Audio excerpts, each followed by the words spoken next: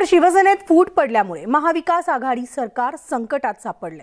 सरकार वाचवण्यासाठी आणि उद्धव ठाकरेंच्या मदतीसाठी शरद पवार मैदानात उतरले आणि त्यामुळेच आता शरद पवार विरुद्ध भाजप असा संघर्ष तापण्याची शक्यता आहे।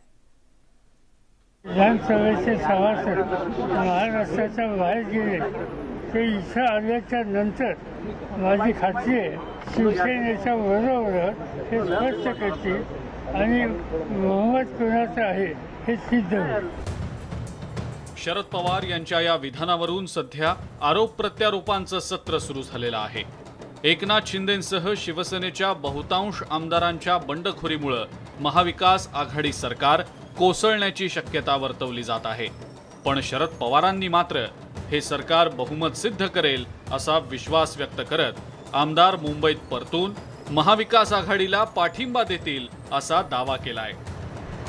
ज्या वेळेला हे विधानसभेचे सभासद महाराष्ट्राच्या बाहेर गेले ते इथं आल्याच्या नंतर माझी खात्री आहे की ते ज्या पद्धतीने त्याला नेलं गेलं त्याची वस्तुस्थिती हे लोकांना सांगतील आणि इथं आल्याच्या नंतर आपण अजूनही शिवसेनेच्या बरोबर हे स्पष्ट करतील आणि बहुमत कोणाचं आहे हे सिद्ध होईल।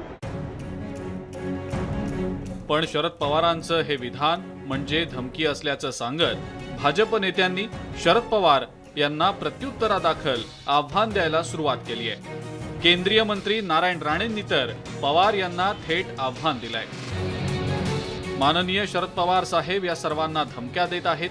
सभागृहात येऊन दाखवा, ते येणारच आहेत। ते येणार आणि त्यांच्या मनाप्रमाणे मतदान करणार। त्यांच्या केसालाही धक्का लावल्यास घर गाठणे कठीण होईल। राणेंच्या या थेट धमकीवजा इशाऱ्यानंतर शुक्रवारी संजय राऊत यांनी राणेंच्या आडून भाजपला कोंडीत पकडण्याचा प्रयत्न केला। त्यावर बोलताना चंद्रकांत पाटलांनी राऊत यांचा चेंडू टोलावून लावला। आता लोक धमक्या देतात, ती सुद्धा माननीय शरद पवार साहेबांना धमकी देण्यापर्यंत काही लोकांचा माज वाढलेला आहे। या लोकांनी पूर्वी बाळासाहेब ठाकरे, उद्धव ठाकरे आम्हाला सगळ्यांना धमक्या दिलेल्या आहे। देऊ द्या ना, काय हरकत नाही, ती याची त्याची संस्कृती आहे। पण ही भाजपची संस्कृती आहे का असा मी प्रश्न विचारला। भारतीय जनता पार्टीची भूमिका ही महाराष्ट्राचा अध्यक्ष म्हणून मी मांडत असतो आणि पण दुसरं म्हणजे आमच्या सगळ्या नेत्यांना एखाद्याला उत्तर देण्याचे अधिकार आहे। एकंदरीतच शिवसेनेत उभी फूट पडल्यानं महाराष्ट्रात राजकीय पेच प्रसंग निर्माण झाला। एकनाथ शिंदेंसारखा खंदा नेता 50च्या आसपास आमदार घेऊन गुवाहाटीत ठाण मांडून असल्यानं उद्धव ठाकरे एकाकी पडलेत। त्यामुळे स्वतः शरद पवार यांनी सरकार वाचवण्यासाठी पुढाकार घेत बंडखोर आमदारांच्या घर वापसीसाठी प्रयत्न सुरू केलेत। पण हे करतानाच राणेंनी यात उडी घेतल्यानं या सत्तेच्या सारीपाटात आता भाजपही सक्रिय होत असल्याचं पाहायला मिळतंय। त्यामुळे या सत्ता संघर्षात पुढे नेमकं काय घडतं याकडे सर्वांचंच लक्ष लागलंय। Bureau report, news 18 Lokmat. आणि आता आणखी एक बातमी येते, ती म्हणजे खासदार श्रीकांत शिंदे नंतर यवतमाळ वाशिमच्या खासदार भावना गवळी सुद्धा नॉट रिचेबल असल्याची माहिती समोर येते। उद्धव ठाकरेंनी बोलावलेल्या आमदार खासदारांच्या बैठकीला भावना गवळी गैरहजर होत्या। शिंदेंच्या बंडानंतर गवळींनी मुख्यमंत्री उद्धव ठाकरेंना पत्र लिहून बंडखोरांवर कारवाई न करण्याची मागणी केलेली होती। मात्र पत्र लिहिल्यानंतर स्वतः भावना गवळी नॉट रिचेबल झाल्याची माहिती मिळतेय। तर भावना गवळी शिंदे गटात सामील होण्याच्या चर्चांना उधाण आले। आमचे प्रतिनिधी किशोर गोमाशे आपल्यासोबत आहेत। किशोर, भावना गवळी नॉट रिचेबल असल्याचं कळतंय, काही सविस्तर माहिती त्यांच्याविषयी मिळू शकली आहे का? मनाली खासदार भावना गवळी यांच्याशी काही मागच्या 3-4 दिवसापासून संपर्क होत नाही। त्यातच ईडी कारवाईनंतर त्या फारशा काही म्हणजे कोणाच्या संपर्कात आल्या नाहीत। आता जे काही राज्यातील सत्ता संघर्ष सुरू आहे यामध्ये बहुतांशी जो वाशिम जिल्ह्यातील शिवसेनेचा गट असो किंवा शिवसेना कार्यकर्ते आहेत ते भावनाताई गवळी यांना मानणारे आहेत, तसेच जे पालकमंत्री शंभूराज देसाई यांना मानणारे आहेत। कारण भावनाताई गवळी ह्या ज्या आहेत, भावना गवळी कारण 5व्यांदा शिवसेनेच्या तिकिटावर निवडून आल्या, त्यामुळे साहजिकच आहे वाशिम जिल्ह्यातील जी शिवसेना आहे ती त्यांच्या सोबतीच एकवटलेली आहे। आणि या ज्या महाविकास आघाडीमध्ये पालकमंत्रीपद देण्यात आलं शंभूराज देसाई यांना, तेही शिवसेनेचे असल्यामुळे भावना गवळी आणि शंभूराज देसाई यांचे सर्व कार्यकर्ते होते. आणि जे काही कार्यकर्ते विरोधात होते किंवा आहेत तेही माजी मंत्री संजय राठोड यांच्या गटाचे आहेत. आणि आपण पाहतो की संजय राठोड ही सद्यस्थितीत शिंदे यांच्या गटाला मिळालेले आहे. त्यामुळे वाशिम जिल्ह्यातील बहुतांशी जी शिवसेना आहे ती एकनाथ शिंदे यांच्या गटाकडे असल्याचं दिसते. मात्र खुलेआम आता सद्यस्थितीत कोणीही बोलायला तयार नाही. म्हणाली निश्चितच किशोर, त्यामुळे आपण भावना गवळी रिचेबल होत आहेत का याची वाट पाहणार आहोत किंवा त्या शिंदे गटात कधी सामील होत आहेत ते देखील पाहणार आहोत. तुर्तास या सविस्तर माहितीसाठी धन्यवाद. तर शिवसेना आमदार भास्कर जाधव तातडीनं मुंबईच्या दिशेनं रवाना झाल्याची माहिती मिळतेय. पक्षाच्या राष्ट्रीय कार्यकारिणीच्या बैठकीसाठी बोलावणं आल्यानं भास्कर जाधव मुंबईसाठी रवाना झालेत. मुंबईमध्ये ही बैठक होत असून बंडखोर आमदारांच्या बाबत रणनीती आखण्यासाठी शिवसेनेत हालचालींना वेग आला आहे. आणि आत्ताची सगळ्यात मोठी बातमी, शिवसेनेकडून बंडखोर आमदारांना आजपासून नोटीस पाठवण्यात येणार आहे. शिवसेना 16 बंडखोर आमदारांना अपात्रतेबाबत नोटीस पाठवणार आहे. तर यानंतर बंडखोर आमदारांना 24 तासात आपली बाजू मांडावी लागणार आहे. विधानसभा उपाध्यक्ष आणि सेना नेत्यांच्या बैठकीमध्ये याबाबत चर्चा झाली असल्याची माहिती मिळते.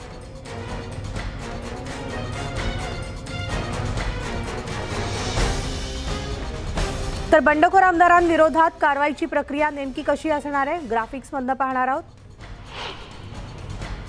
शिवसेनेकडून बंडखोर आमदारांच्या अपात्रतेबाबत विधानसभा उपाध्यक्षाकडे याचिका दाखल होऊ शकते. याचिकेनंतर विधानसभा उपाध्यक्ष 12 आमदारांना नोटीस देऊ शकतात. त्यानंतर आमदारांना नोटीस दिल्यानंतर विधानसभा उपाध्यक्ष त्या आमदारांचं म्हणणं जाणून घेतील. ते आमदार प्रत्यक्ष अथवा ऑनलाईन सुनावणीसाठी उपस्थित राहू शकतात. ऑनलाईन उपस्थितीसाठी नॅशनल इन्फॉर्मेटिक सेंटरकडून दिलेल्या बँडविड्थचा वापर करावा लागणार आहे. तर बँडविड्थची उपलब्धता पाहता दिवसाला केवळ 2 किंवा 4 आमदारांची सुनावणी होऊ शकते. ही अर्धन्यायिक प्रक्रिया असल्यानं विशिष्ट वेळेची मर्यादा नाही. मात्र विधानभवनाच्या वतीनं ही सुनावणी लवकर पार पडावी यासाठी प्रयत्न होणार आहे.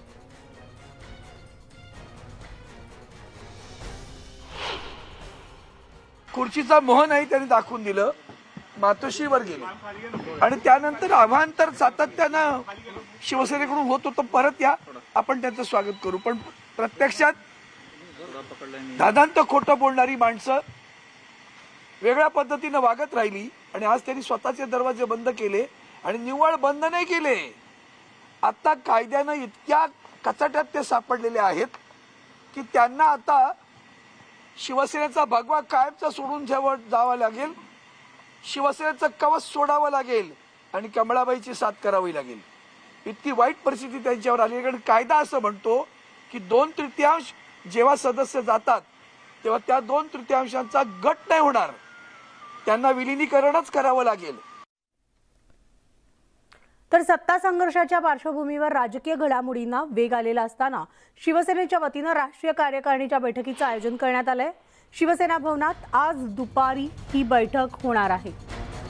तर या बैठकीला शिवसेनेचे सगळे नेते, उपनेते, संपर्क प्रमुख, खासदार, आमदार उपस्थित राहणार असल्याची माहिती समोर येते. या बैठकीमध्ये बंडखोर आमदारांबाबत मोठा निर्णय होण्याची शक्यता वर्तवली जाते. तर बंडखोर आमदारांविरोधात कारवाई तसंच सध्या निर्माण झालेल्या राजकीय पेचाबाबत कायदेशीर लढाई इत्यादी मुद्द्यांवर राष्ट्रीय कार्यकारिणीच्या बैठकीमध्ये मंथन होण्याची शक्यता आहे. आणि त्यामुळेच एकंदरीत वातावरण पाहता बंडखोरांच्या हाती सहजपणे सत्ता न देण्याच्या मानसिकतेत शिवसेना आहे आणि या विरोधात संघर्ष करण्याची पूर्ण तयारी शिवसेनेकडून केली जाते.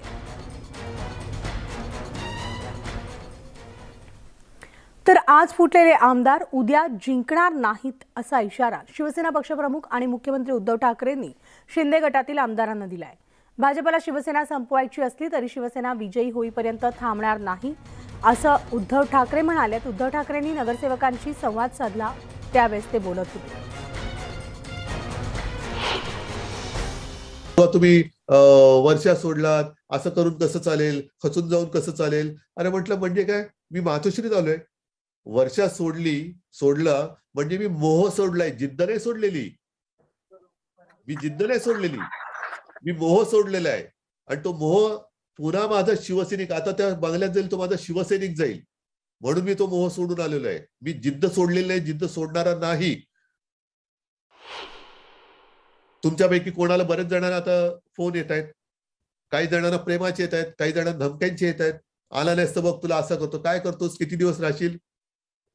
दिवसभर खाली मी त्या दिवशीच बोललो होतो की शेराला सव्वाशेर भेटतोच, तो भेटतोच. त्याची नांदी ही कदाचित असेल, त्याचीच ही नांदी असेल की शेराला सव्वाशेर भेटण्याची वेळ आता जवळ येत चाललेली असेल. आणि त्याच्यासाठी काय सांगावं की आई जगदंबेने ही जबाबदारी आपल्यावर टाकली असेल की ही याला तोडीस तोडीस फक्त शिवसेनाच होऊ शकते, पण शिवसैनिकाला डिवचल्याशिवाय शिवसैनिक पेटून उठत नाही. आणि तो पेटून उठत नाही तोपर्यंत तो यश त्याला मिळत नाही. तर एकनाथ शिंदेंच्या बंडानंतर मुख्यमंत्री उद्धव ठाकरे यांनी गुरुवारी आमदारांना चुचकारण्याचा प्रयत्न केला होता, तसंच माघारी फिरण्याचं आवाहन सुद्धा केलं होतं. पण आता उद्धव ठाकरेंनी एकनाथ शिंदे गटाला थेट आव्हान दिलंय. शिवसेना पदाधिकाऱ्यांना संबोधित करताना उद्धव ठाकरे यांनी शिंदे गटावर जोरदार टीकास्त्र सोडलंय आणि त्यामुळे शिवसेना विरुद्ध शिंदे गट असा सत्ता संघर्ष आणखी तीव्र होण्याची शक्यता आहे.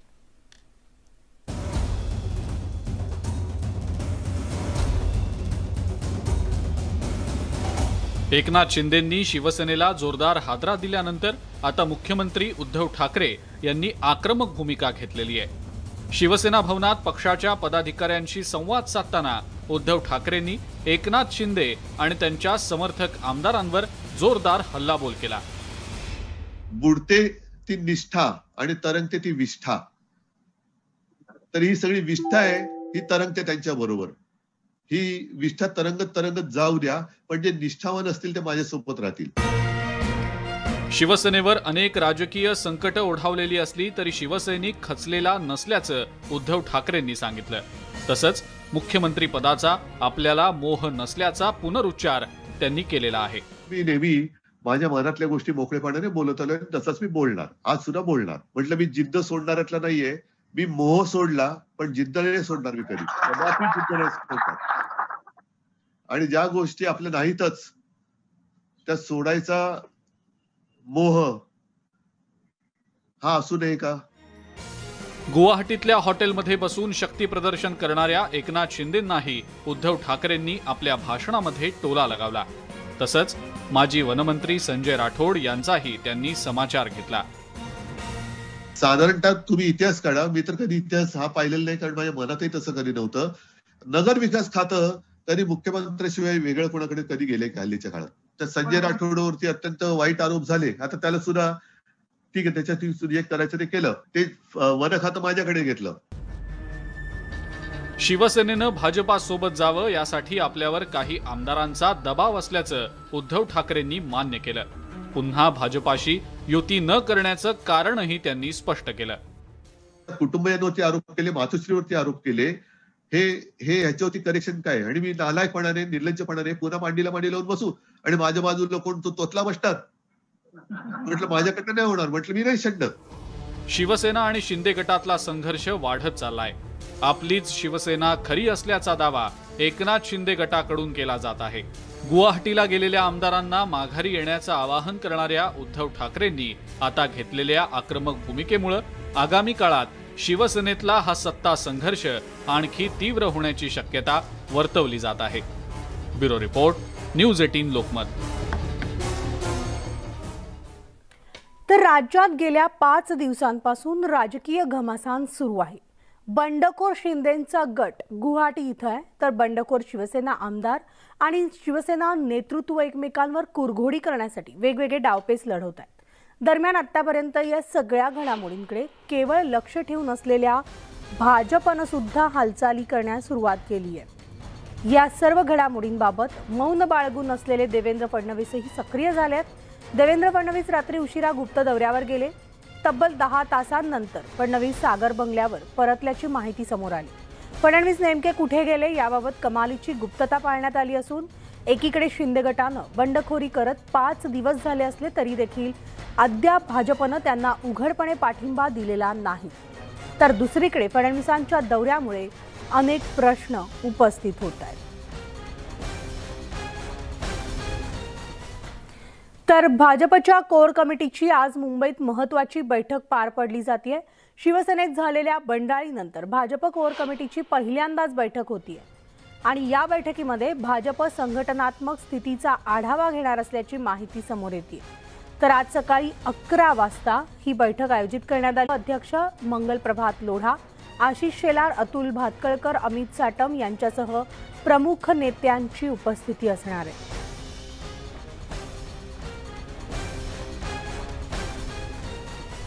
तर आज शिवसैनिक मोठ्या संख्येने रस्त्यावर उतरण्याची शक्यता निर्माण झाली आहे। त्यामुळेच महाराष्ट्रातील सगळ्या पोलीस स्थानकांवर अलर्ट राहण्याचे आदेश देण्यात आले आहेत।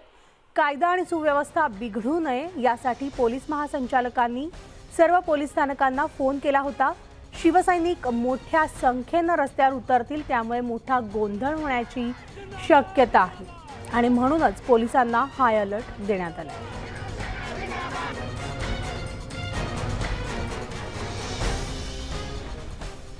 तर एकनाथ शिंदे यांच्या भूमिकेमुळे शिवसैनिक आक्रमक झालेले असून त्याचे पडसाद महाराष्ट्रात उमटतायत। तर त्यामुळे सध्याच्या राजकीय परिस्थितीत कोणतीही अनुचित घटना घडू नये यासाठी ठाणे जिल्हाधिकाऱ्यांकडून मनाई आदेश लागू करण्यात आलाय। 30 जून पर्यंत हे मनाई आदेश असून या पार्श्वभूमीवर 5हून अधिक लोकांना एकत्र येण्यास मनाई करण्यात आली आहे। कोणत्याही प्रकारचं शस्त्र बाळगण्यास बंदी असून घोषणाबाजी करण्यास देखील मनाई करण्यात आली आहे। जिल्ह्यात शांतता अबाधित राहावी यासाठी खबरदारी म्हणून हा निर्णय घेण्यात आला आहे।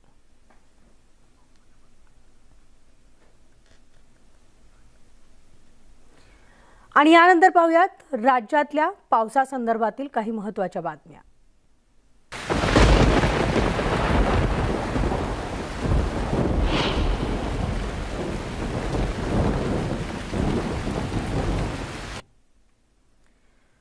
तर बुलढाणा जिल्ह्यात गेल्या 2 दिवसांपासून पावसाचा जोर अधिकच वाढलाय। देऊळगाव राजा इथं ढगफुटी सदृश्य परिस्थिती निर्माण झाली आहे।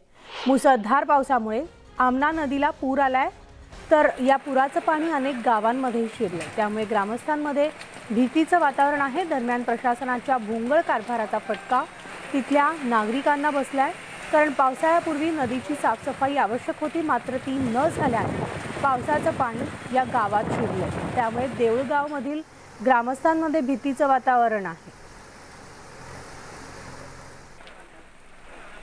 तर कोकणात रात्रीपासूनच जोरदार पावसाला सुरुवात झाली आहे आणि आजपासून 3 दिवस मुसळधार पावसाचा इशारा हवामान खात्याने दिलाय। रत्नागिरी जिल्ह्यातील दापोली, मंडणगड तालुक्यासह संपूर्ण जिल्ह्याला पावसानं झोडपून काढलं।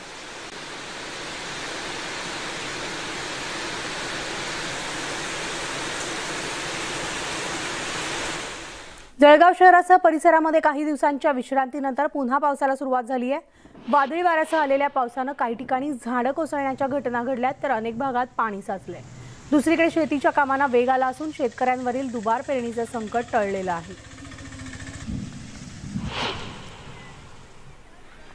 मुसळधार पावसामुळे मनमाडमधील लेंडी नदीला आलेल्या पुरात 2 मुली आणि 1 महिला वाहून गेल्याची घटना नांदगावच्या जातेगाव इथं घडली। तिघेही शेतकाम करून घरी परतत असताना लेंडी नदीला पूर आला आणि या पुरात तिघेही वाहून गेल्या। त्यांचा शोध अद्याप सुरू आहे।